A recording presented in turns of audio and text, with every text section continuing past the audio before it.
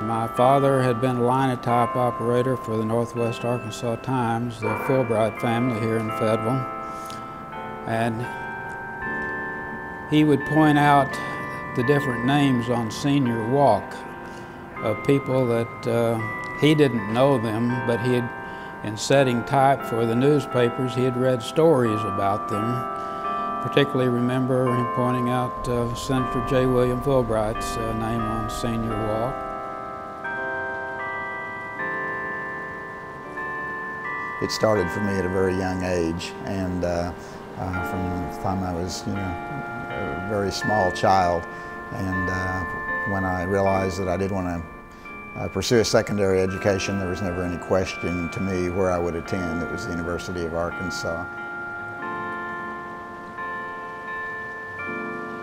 I think a lot of students are first drawn to the University of Arkansas because of their legacy, that they are able to, their families had a great experience, their brothers and sisters had great experiences. College is where you become the man or woman you're going to be the rest of your life. This is where you become an adult. This is where you figure out who you are and what you're about, and those things carry you through the rest of your life.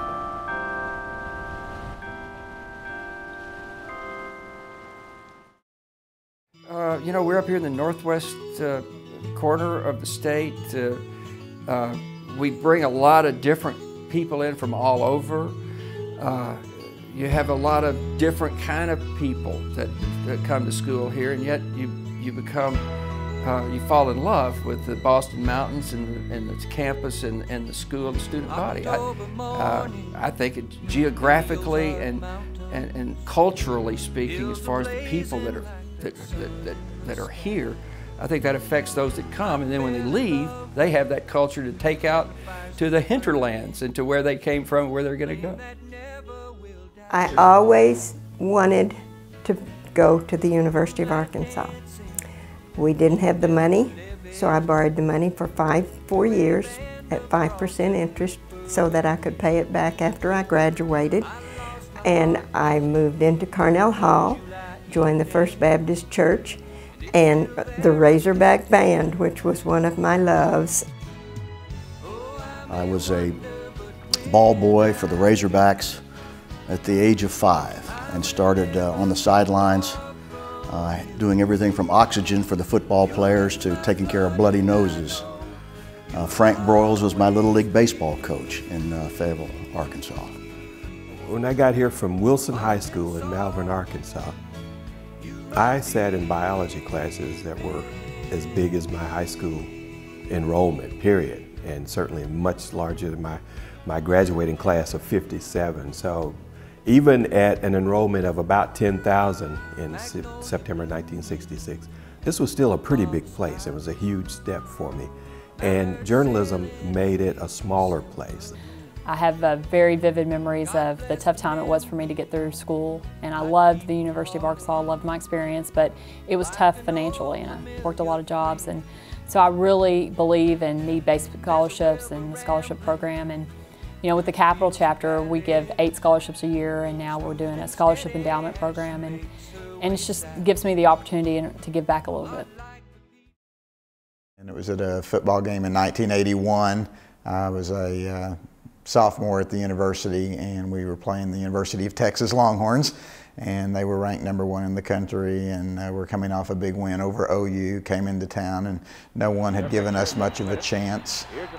We weren't even ranked, and we were up 24-0 at the half, ended up winning 42-11, and I'll never forget the electricity in the stadium. I literally thought that the stadium bleachers were going to fall down. They were trembling from the crowd. And then that night, the celebration that transitioned down onto Dixon Street, and they had to close the street, and just all the students and the entire community that were down there to celebrate. They had a big bonfire in the middle of Dixon, and it was just one of those things that you always remember.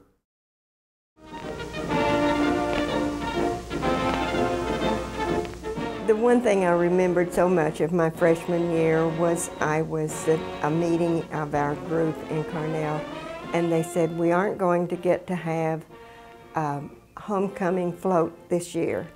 And as you know, as a freshman, it's kind of hard to speak out from all of these others, but I said, why can't we? And they said, we don't have a place to build it. I said, if I can find a place to build it, can we have it? And they said, well, certainly. And you know, I called the City Works Department, and the man, he said, absolutely, you can build it down in our basement, and I'll provide all the lumber. I'll be there all the time to help, and you can do whatever you want to.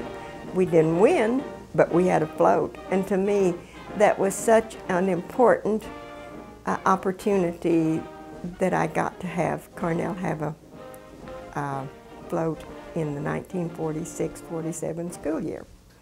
My story and passion about this place goes to my second tour in Vietnam, wherein I was serving off a heavy cruiser, the USS St. Paul, in 1969 and 70 as a young lieutenant.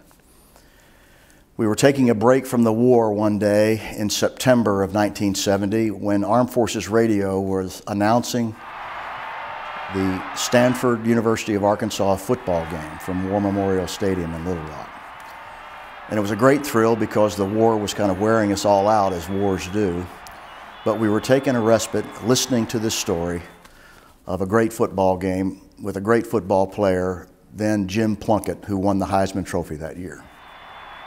And in the middle of the game, the announcers made a bolt out of the blue announcement that they wanted to extend a greeting to a real Razorback rooter and booster and fan from Fayetteville, Arkansas, First Lieutenant Marty Steele, who is currently fighting in the war.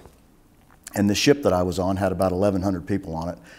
And the announcement was over, the game was being announced all over the ship, but you could have heard a pin drop.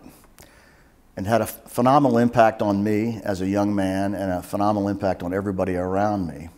The captain of the ship called me up and said, that's just about as high an honor as you can get. And I responded to the captain of the ship, it really speaks volumes about the University of Arkansas, Fayetteville, Arkansas, its fans and the tradition that we have. Well, there's something special about being a Razorback. You talk, you know, you get in a group of people talking sports and, oh, I'm University of Washington grad, or I'm a Duck, or I'm a Trojan. Well, I can say, well, I'm a Razorback, and that's out on the West Coast. To me, that's sort of special.